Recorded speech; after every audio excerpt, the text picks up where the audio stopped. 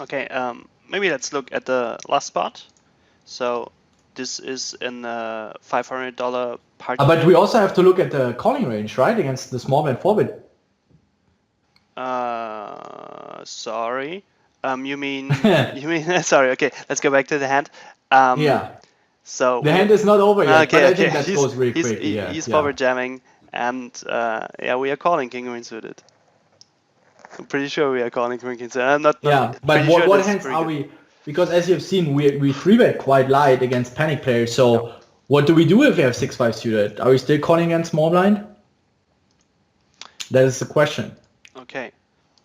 Okay, so yeah, we just take our sheet again, and in this sheet you will find facing rejam out of the small blind multi-way, or we just have again additional dead money, and yeah, we just type it in. So we had this spot, king queen suited, in the bounty builder, and we had 15% of the field left. So we just look it up in the chart again. This was 40.9% of our starting stack. And this tournament had 25,000 starting chips. We had blinds and antes of 1836. I think this was 900, right? And 320. Okay. So now we put in the rejam size of the small blind, which is 72669. Do you remember how many? We don't have to remember, right? We can just look at We him. say it here right away. So he had one bounty one, right? No, actually two. He had two bounties. And we have additional dead money, 7,200. And our raise is 21.6. So yeah, we need a minimum equity of 28% versus his 4-bet jamming range. So what do you expect? What does he 4-bet jam in this scenario where we 3-bet? And Yeah, at least ace-10 suited, ace-jack off, 7's better. Not too loose though, I think. It's just also a spot where I think most players are not recognizing the mechanics of bounties here. you find Yeah, with this? 7's maybe. 7s? King queen suited as well. King queen suited, yeah. Okay. Yeah. Okay, and we have calculated like 29%. So yeah, we will actually call Our entire range. nearly the entire range, right? Yeah. If we had 3-bet like a7, a6, a3, ace2, ace deuce, we could fold this. Did you give us an edge No. to pass? Yeah, give us a little edge. So you want to change this to 30 something? Yeah, 35, 30. 30.5, something like this. Okay. So this would be our range, which we call. So, and also maybe let's take a look at the table, because that's also very important. Besides giving us always an edge, we should always look at what is the table here. What does the table looks like in terms of stack distribution? So far we have 96k. If we fold, we only cover 3 pairs. If we win, we have 210k. Yeah. Can you go to the other, so where we also see how the bounties are distributed? Because the thing is also, let's say the reason for making the call is that the 2 guys that we're catching up with. So in this case, who is it? Ayataviram. This one? And Archipe. You see, they have very low bounties. Just this guy has 2 bounties and this guy has 1.5 bounties. For this stage in the tournament, where 120 people left out of 817, this is below average. So if they have huge bounties, it would make for us much more sense to take a more marginal spot against Alberto, because then we also cover them. Because the thing is, the guy that we're chasing, we still cover him if we fold. We even cover Diaventura. We even cover Daverman, who is marked as yellow here, you can see. So actually, we still cover all the bigger bounties on the table. We're not going to cover Lizzie anyway. So I would say we can even skip a marginal spot here more often, simply because how the bounties are distributed here. What do you think about that approach of finding out whether we should take a marginal spot here or not? I think it's the most important that we cover panic player. And Yeah. because he has 600 light, so he is, I think, maybe the biggest bounty on the table, and he's rather short. So this would give me an incentive to fold some more bottom combos, or to give me like a little bit more edge in the spot, so that I want to fold some hands. I'm never folding king queen suited, but let's talk about like a7 offsuit, something like this. And I also think that if you look at his bounty compared to the average of the table, this is like an average bounty, right? So there's also no real incentive for us to call off white if we are covering like most of the table if we are folding. So yeah, I would tend to fold some of the bottom combinations at least. Okay, so yeah, this was the hand. Let's move on to the next hand. Yep. Okay, so the next hand is in a $500 bounty tournament on Party Poker. We have deuces. We're open raising. We got around about 40 big blinds, bit more. Player in the small blinds decides to flat, and the big blind jams. And now the decision is whether we can jam deuces or call. Do you have a cold calling range here, Ben? No. Because, I mean, we caught 50k. No, we're committed anyway. Unless there's some sort of meta. Maybe just to make it look like aces. And Löwe is like, wow, this call looks so strong. Yeah, I really like this. So I actually like to have a cold calling. It's just some sort of hand here, which is more. actually never aces or kings, but there's not yeah. Aces, kings, I would always jam. Right. I would do it with a real crap hand where maybe with deuces where just, okay, maybe he folds fours because he puts us on aces. I really like to call deuces here. It's pretty nice. Yeah. Okay, well, we decide to jam, and now the question is whether the jam is good or not. And we did do, again, a Hodem Resources calculation. And again, this is a spot where you have to put in a lot of information. So you have to give the players behind you, always a calling and a 3-betting range. Let's look at the situation. So the player at the button has 67 big blinds, so he can actually flat quite a lot. The player in the small blind is the table chip leader, not really, okay, close to the table chip leader, so he can also 3-bet and call a lot. And okay, this player is rather short with 20 big blinds. So we did estimate that we let our opening range open, right? And then we did estimate that the player at the button actually calls some kind of this, so some suited aces, some suited kings, suited connectors, pairs which you don't want to 3-bet, sometimes traps, kings, aces, and yeah, all the broad weight connectors he flats, and he's 3-betting like 2 outliers and value.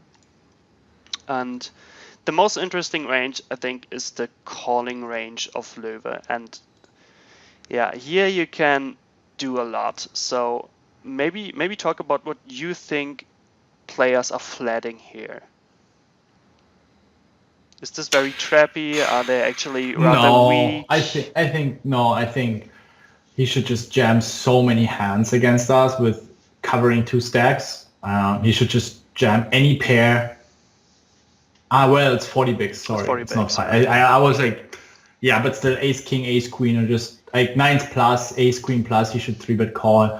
I'm not going to talk about what he's supposed to do, and we're also not going to talk about what this specific opponent is going to do. We talk about what is the average player going to do in these spots. I think they're slightly undervalued 3-betting. Is that even the right way to say?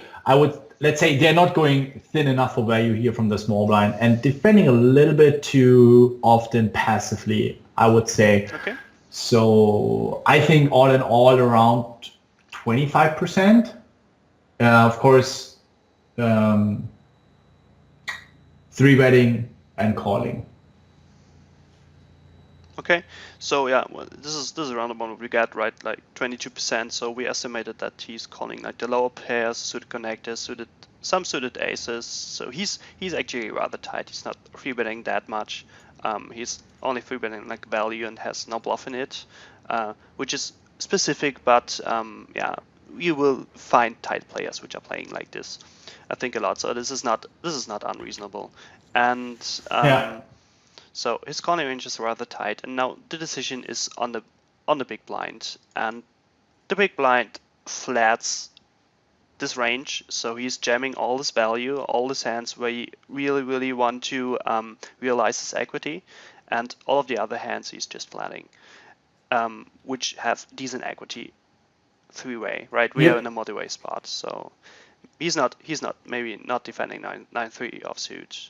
Some players do, right? There are a lot of players which defend like any face card hand if they are three-handed, but let's try to be somehow reasonable and say that they understand. It's not impacting our range as well. Right. If he defends 40% or 60%, it's not going to have such a tremendous impact on the V of our hand. Right, and that's actually a good point. That's true. And we estimate that he's three betting again. He's three betting every pair, and the suited kings, some queen jack suited, which is rather close. He should actually more often call this than jam, and the ace highs, most of the ace highs, and yeah, we decide to forward jam, and the question is if this is a good forward jam. So actually, what would you do in a freeze out? Fold. Fold. Okay. Yeah. I would go with 5s plus. It's always a good rule of thumb is if you have against 20 big blind rejams, you can always call off with 5s and better. Also here, it's very unlikely that Löwe wakes up with a hand. Like this is not the spot where people trap. So I assume he's going to overcall maybe 1 or 2% of the time. Mm-hmm. So we can almost neglect that. But here in a bounty, of course, there will be some overcalls because he's covering us and the big blind. Maybe we should also explain the student who's watching that first, how we're going to analyze that. Because all the previous spots, right, we were the last one to act. But how are we going to analyze now? Yes, we can find out if we have the right equity, also considering the bounties to make the call.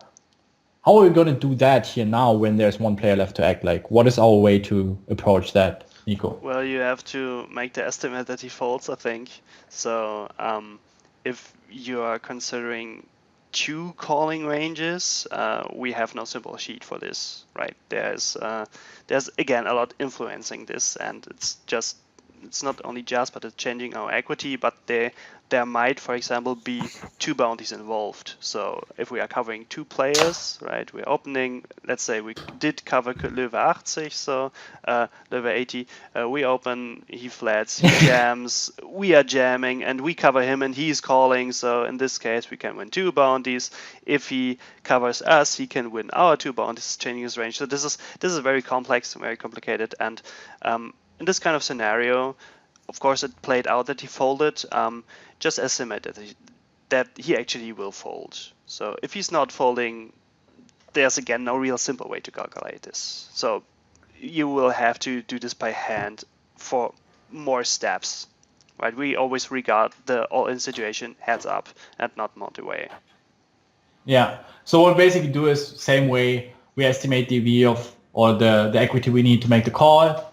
And then if we see, okay, it's already quite marginal and there's still the likelihood that somebody's going to overcall, we can certainly say that the call is going to be minus a V. So we want to have a very profitable call because we always have to consider Löwe 80 waking up with the hand, or not waking up with the hand, but overcalling with Queen Jack suited, which can be quite reasonable here given the fact that he covers two bounties. So yeah, it's almost it's going to be extremely difficult to also consider Löwe 80 into the equation. So that's why we approach it like this. So for those situations where you are having one player left to act, you make it the same way. You use the cheat. You find out what your calling range is against Mr. Master 98, and considering the sheet from the big blind with additional dead money, right? And then, but compared to all the other situations, now you want to have a much clearer call. So let's say if we come to the conclusion, or the sheet tells you, hey guy, it's not going to say hey guy, but it's telling you you need 38% equity. You should put some equity on top. So let's say instead of 1%, 2%. As you see, we are always somewhere between 1 and 1.5% to give us an extra edge. But here we should probably give us 2.5% to also really consider that Löwe 80 can wake up with the hand. So we have a rather stronger range here in that spot. Right. Yeah, that's a good way to approach it, I think. We can firstly look at the result out of the autumn resources calculator. So in this case, deuces, even if Löwe is only calling like his value range, and let's say, okay, it's bounty, and he understands that he sometimes can call 10-9 suited, ace-5 suited. So not that he understands he can sometimes call it, he actually should call all of his hands, but because he's covering both of the players and can win both bounties, I don't think he can fold any hand here, which he did decide to flat if this is flatting range, so the white ones, right? Yeah. But we say, okay, he might be rather tight, so he's just calling two outliers, and then his range is top of his calling range he's calling. And yeah, in this case, our deuces are not performing very good. And now the question is, with bounty, are our deuces performing enough?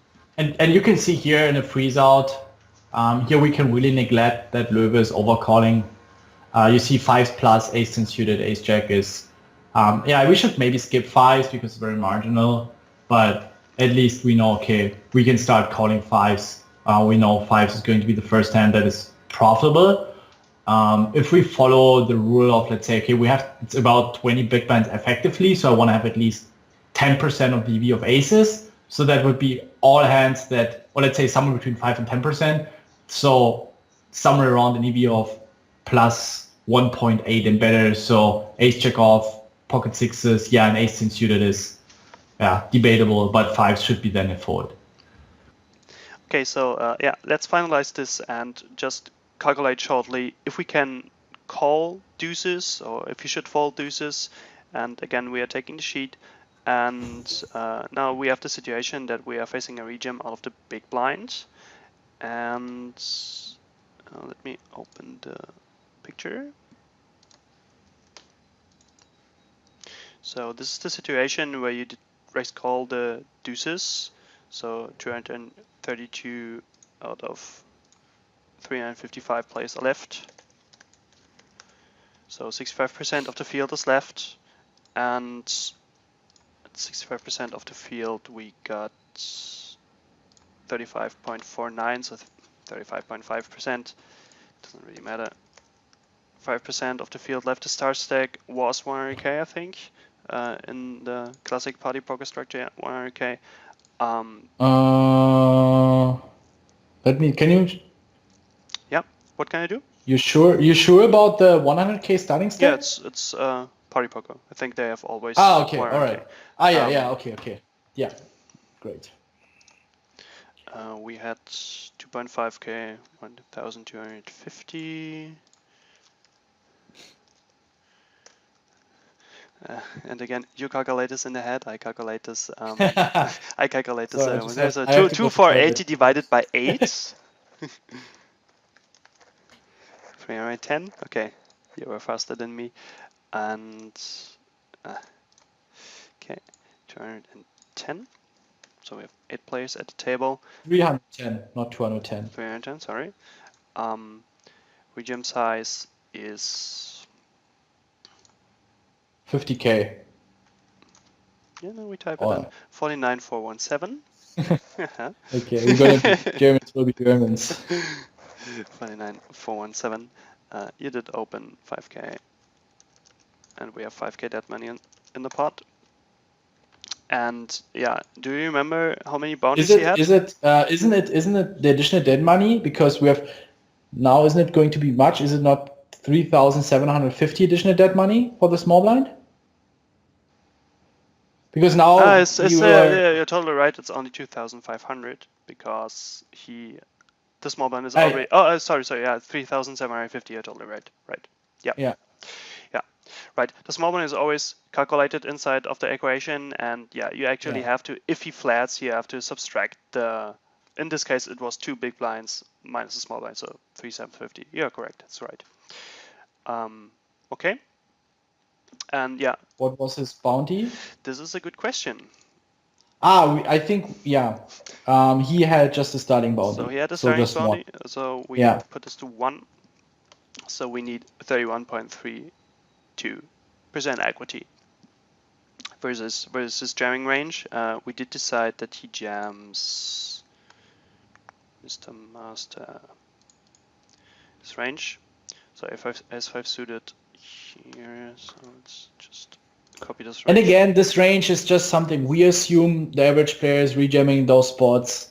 But of course, depending on the opponent you're playing against, if you have a very, very tight opponent, he might be tighter than that. If you have a very loose opponent, he might be looser than that.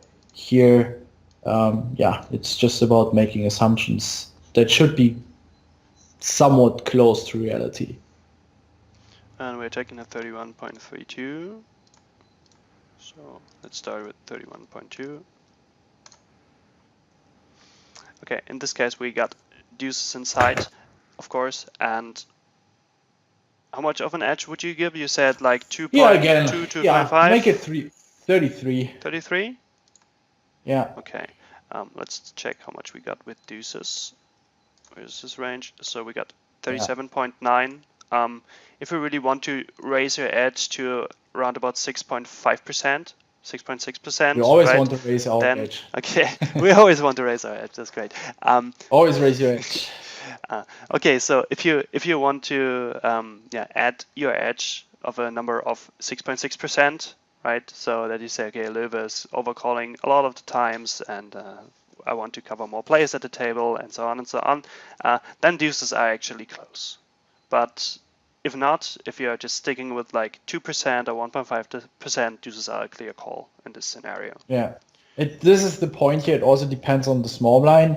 If he's not so bounty aware, if he has been tied most of the time, then, and he had a bigger stack, then you should, decrease the edge a little bit. But I think if you go on average here with, first of all, neglecting Löwe and give us a little edge also against the big blind, we should start from 33% anyway. But now considering that Löwe also can overcall, we should be somewhere around 35%. So, or maybe 36. So can you just 35.5% and see? I think that's a really good number here, 35.5%. Well, yeah. Wow, still not everything, but yeah. Still a lot which you can actually forward jam. And the thing is, if the guy has 1.5 bounties or 2 bounties, it should be clear that we have to call everything. Right. That are the punchlines you have to take from here. Also to see, okay, at which point we really have to call everything and we really have to start chasing. And these spots will become no-brainer spots for you then. Here we are really talking about those close spots. Just by knowing all that, it will give you so much clarification in so many spots, which will become no-brainer spots for you, and this will also raise your confidence a lot when approaching bounty tournaments. So 7-6 suited actually would be exactly the edge where you would consider calling or folding in this case. Yeah. Okay. Great. Yeah, so this was the spot. Thank you, Ben. And if you guys have any questions, please make sure that you go through it first, because very often you just do some some blunders, and just pause, watch it again.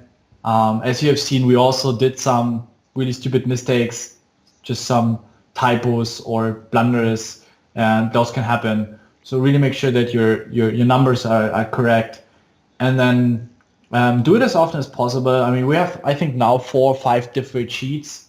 One sheet for finding out the amount of players that are left, hence you can find out the amount of chips that you need to add to the dead money. And then we have 4 different sheets for the equations, and you really just have to put in the numbers that are displayed. You need the screenshots. So, and if in case you have forgotten, then play around, make assumption or make a simulation.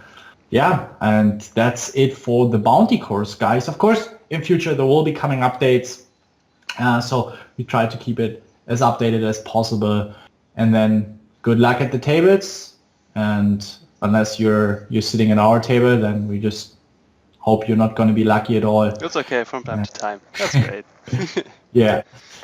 So yeah, bye bye, and good luck at the tables, guys. See ya.